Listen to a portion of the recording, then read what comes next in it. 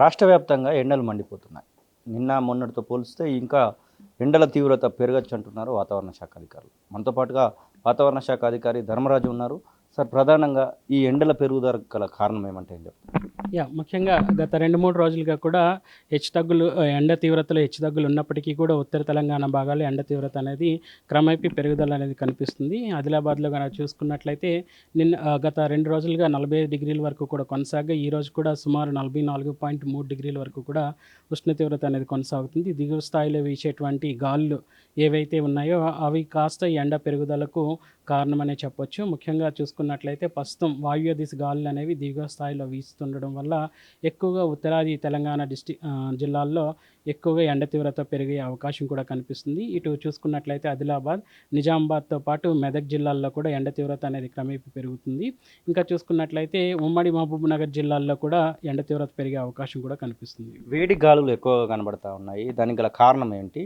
ఇంకెన్ని రోజులు ఈ వేడి గాలులు కొనసాగడానికి అవకాశం ఉంది? అంచనా ప్రకారం రానున్న 2, 3 రోజులు కూడా ఈ యొక్క ఉష్ణ తీవ్రత అనేది తెలంగాణ జిల్లాల్లో ముఖ్యంగా ఉత్తరాది జిల్లాల్లో మాత్రం అధికంగా కొనసాగే అవకాశం అయితే కనిపిస్తుంది.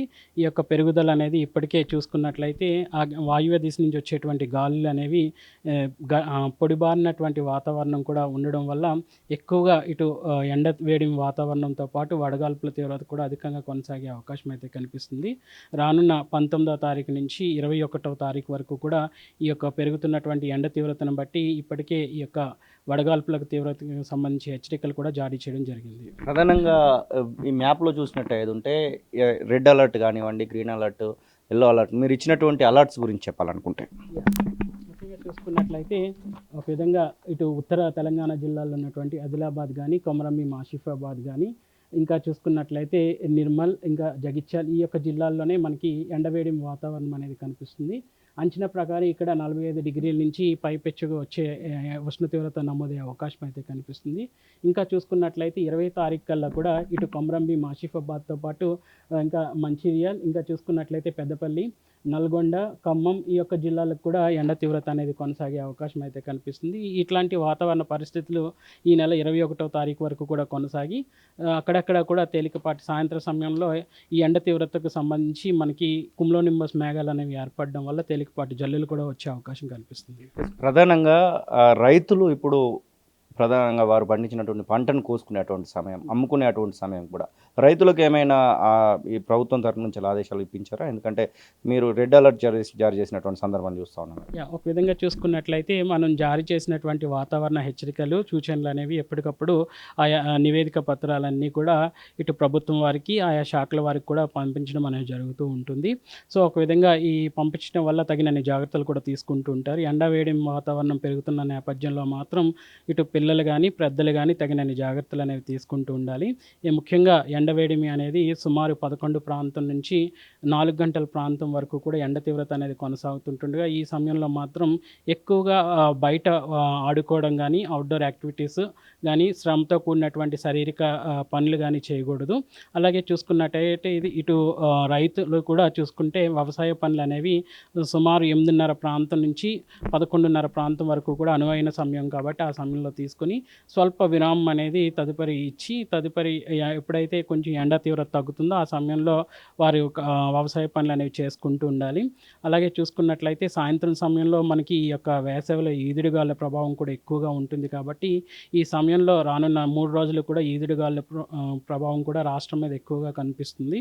సుమారు కనుక చూసుకున్నట్లయితే గంటకు 40 నుంచి 50 కిలోమీటర్ల మేర ఈ యొక్క ఈదురుగాలుల ప్రభావం కూడా ఉంటుంది కాబట్టి ఆ సమయంలో మాత్రం రైతులు ఆకాశంలో నల్ల మబ్బు కనబడినప్పటికీ, మబ్బుతో కూడినటువంటి వాతావరణం కనిపించినప్పుడు మాత్రం పొలాల్లో తిరగడం కానీ, పంట పనులు చేయడం అనేవి చేయకుండా సురక్షితమైన ప్రాంతాలకి వెళ్ళడం అనేది చేస్తుండాలి. ఈ సమయంలో చెట్లు విరిగిపడడం, లేదంటే విద్యుత్ ఘాతకం జరగడం అనేది కూడా జరుగుతూ ఉంటుంది కాబట్టి తగినన్ని జాగ్రత్తలు అనేవి తీసుకోవాలి. ఇంకా వలస కార్మికులు కానీ, భవన కార్మికులు కానీ వాళ్ళు చేసే పనులు చేసే ప్రాంతంలో మాత్రం ఎక్కువ నీరు ఉండేటట్టు చూసుకోవడం ద్వారా క్రమం తప్పకుండా శరీరానికి తగినంత మోతాదులో మాత్రం నీరు తాగడం ద్వారా ఎండవేడి వాతావరణం నుంచి పడకుండా అనారోగ్యం పాలు కాకుండా ఉండే అవకాశం ఎక్కువ ఉంటుంది. ఎన్ని రోజుల పాటు ఈ యొక్క వేడి కొనసాగడానికి అవకాశం ఉంది? ఇంకా ఎండాకాలం ఎన్ని రోజులు ఉందంటే దానికి ఏమైనా మీ విశ్లేషణలో తేలిందా?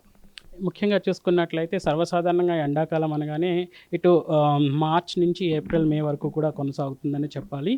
మార్చ్లో కనుక చూసుకున్నట్లయితే 40 డిగ్రీల వరకు కూడా గరిష్టంగా ఎండ నమోదు కాగా, ఏప్రిల్కి వచ్చేసరికి సుమారు ఎక్కువగా ఉత్తరాది తెలంగాణ జిల్లాల్లోనే 45 డిగ్రీల వరకు కూడా ఎండ వేడి వాతావరణం నమోదైంది. ఇంకా మేకి వచ్చేసరికి గత 2 రోజులుగా కూడా ఆదిలాబాద్లోనే మనకి 45 డిగ్రీల వరకు కూడా తాకి, తర్వాత రానున్న 2 రోజుల్లో కూడా ఇక ఎండవేడిం వాతావరణం పెరిగే అవకాశం అయితే కనిపిస్తుంది. ఒక విధంగా చెప్పాలి అంటే నైరుతి ఋతుపవనాలనేవి ఇప్పటికే డిక్లేర్ చేసినట్లుగా గత 16వ తారీఖున మనం నైరుతి ఋతుపవనాలనేవి అండమాన్ నికోబార్ దీవులను తాకాయి అనేసి కూడా ఇప్పటికే నివేదిక అనేది సమర్పించడం జరిగింది. సో, ఒక విధంగా ఈ నైరుతి ఋతుపవనాలు చురుగ్గా కదిలి దక్షిణ భారతదేశంగా ఉన్నటువంటి కేరళ తీరాన్ని తాకితే, ఒక విధంగా ఆ సమయంలో నైరుతి ఋతుపవనాలకు వల్ల ఏర్పడేటువంటి దిగువ స్థాయిలో ఉన్నటువంటి మబ్బుల వల్ల కొంచెం ఉపశమనం అనేది లభిస్తుంది. ఎన్ని రోజులలో మనం వర్షాలను ఎక్స్పెక్ట్ చేయొచ్చు? మీరు నైరుతి ఋతుపవనాల గురించి మాట్లాడారు కదా, ఈసారి ఏమైనా ముందస్తు వర్షాలను ఎక్స్పెక్ట్ చేయొచ్చు అంటారు? ఒక విధంగా చూసుకున్నట్లయితే గత సంవత్సరం కూడా మనకి ముందస్తుగానే నైరుతి ఋతుపవనాలు అనేవి దక్షిణ భాగంగా ఉన్నటువంటి కేరళ తీరాన్ని తాకాయి. గత సంవత్సరం చూసుకున్నట్లయితే 24 మే కల్లా కూడా ఇవి దక్షిణ కేరళ తీరాన్ని తాకాయి. ఈసారి కూడా అంచనాల ప్రకారం మనకి నైరుతి ఋతుపవనాలు అనేవి 26 మే కల్లా కూడా ఇటు దక్షిణ దేశంగా ఉన్నటువంటి కేరళ తీరాన్ని తాకే అవకాశం ఉందనేసి కూడా అంచనా వేయడం జరిగింది. వీటితో పాటు ఈ అంచనాతో పాటు 4 రోజుల వ్యవధి ±4 రోజుల వ్యవధి ముందస్తుగా కానీ ఎగనగా కూడా తాకే అవకాశం ఉందని కూడా చెప్తున్నారు. ఏదైనప్పటికీ కూడా సగటున కనుక తీసుకున్నట్లయితే జూన్ 1 కల్లా కూడా కేరళ తీరాన్ని ఈ నైరుతి ఋతుపవనాలని తాకుతాయి. ఒక్కసారి కేరళ తీరాన్ని తాకిన తర్వాత తెలంగాణ రాష్ట్రానికి వచ్చేసరికి 4 నుంచి 5 రోజుల సమయంలో మన కేరళ రాష్ట్రం నుంచి తెలంగాణ రాష్ట్రానికి కూడా నైరుతి ఋతుపవనాలు కొనసాగే అవకాశం కనిపిస్తుంది. ఎల్నినో ఎఫెక్ట్, లానినో ఎఫెక్ట్ అని చెప్పుకుంటా ఉంటాం. ఈసారి పరిస్థితి ఎలా ఉండబోతుంది అనుకుంటా ఉన్నారు?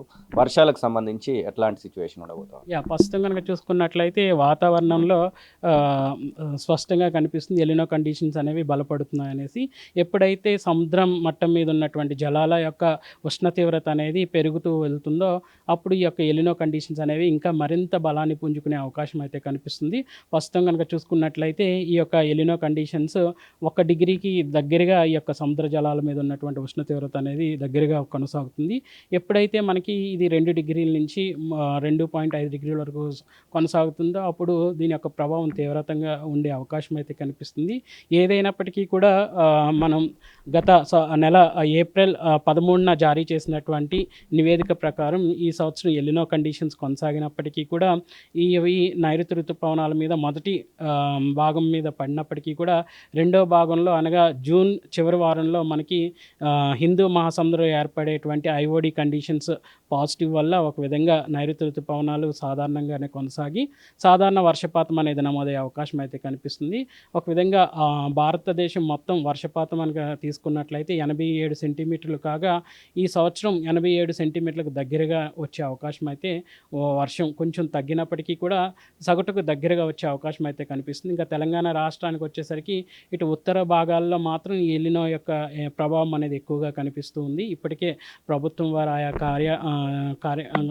చర్యలు తీసుకున్నారు. సో, తీసుకోవాల్సిన జాగ్రత్తలు కూడా తీసుకోవాలనేసి ఇటు వ్యవసాయ రంగానికి కూడా సూచించడం కూడా జరుగుతుంది. ఎక్కడైతే మనకి ఎక్కువ నీరుతో పండించే పంటలు, ఒక విధంగా రాష్ట్రం మనం తీసుకున్నట్లయితే ఎక్కువగా వర్షాధారితమైనటువంటి పంటలమే మనకి తెలంగాణ రాష్ట్రంలో పండుతుంటాయి. కాబట్టి ఎక్కువ నీరుతో పండేటువంటి పంటలు మినహాయించి తక్కువ నీళ్ళతో పండేటువంటి పంటలు ఒక విధంగా రైతులు సాగు చేసుకున్నట్లయితే ఇటు రాబడితో పాటు నష్టం వాటిల్లకుండా ఉండే అవకాశం ఉంటుందనేసి కూడా ఇప్పటికే ప్రభుత్వం వారు సూచించడం కూడా జరుగుతుంది. హైదరాబాద్ ఎఫెక్ట్, హైదరాబాద్లో వాతావరణ శాఖ ఇచ్చేటువంటి సూచనలు ఏంటి? హైదరాబాద్లో ఉన్నటువంటి ప్రజలకి చాలా వరకు హైదరాబాద్ అంటే మధ్యాహ్నం తిరుగుతూ ఉంటారు, మీరేమో ఎండ వేడి చెప్తా ఉన్నారు కదా.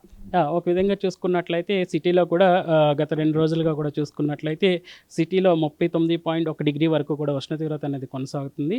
సో, క్రమేపీ రానున్న 2 రోజులు 3 రోజులు కూడా చూసుకున్నట్లయితే ఈ యొక్క ఉష్ణ తీవ్రత అంచనా ప్రకారం 36 డిగ్రీల నుంచి 40 డిగ్రీల వరకు ఈరోజు అంచనా ప్రకారం వేయగా, రేపటి నుంచి 41 నుంచి 44 డిగ్రీల వరకు ఉంటుందనేసి ఒక అంచనా అయితే వేయడం జరుగుతుంది. సో, ఏదైనప్పటికీ కూడా ఇప్పటికే నగర శివారులో మాత్రం ఉష్ణ తీవ్రత అనేది అధికంగా నమోదవుతుంది. సిటీలో కూడా ప్రజలు కూడా తగినన్ని జాగ్రత్తలు అనేవి తీసుకుంటూ ఉండాలి. ఒక విధంగా ఎక్కడికి వెళ్ళినప్పటికీ కూడా తగినన్ని నీరు అనేది కూడా తీసుకువెళ్ళడం అనేది కూడా చేస్తుండాలి. మధ్య మధ్యలో పిల్లలకు గానీ, వృద్ధులకు గానీ తగినంత నీరు అందించడం.